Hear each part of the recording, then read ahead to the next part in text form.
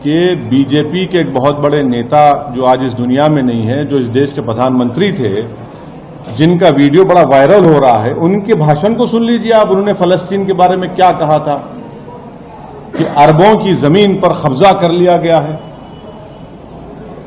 और दूसरी बात यह है कि भारत में हमने एक पोस्ट स्टैंप निकाला था, सॉलिडेरिटी विद पैलेस्टाइन, वो भी आजकल देख रहे हैं आप लोग।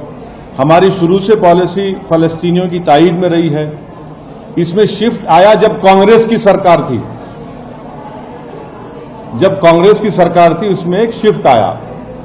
तो ये एक, और फिर पांचवी बात यह है कि ऑस्लो एग्रीमेंट हुआ, और ऑस्लो एग्रीमेंट में कहा गया था कि वेस्ट बैंक और गाजा में इंडिपेंडेंट पैलेस्टीनियन कंट्री बनाया जाएगा। 5 साल जाके 30 साल हो गए।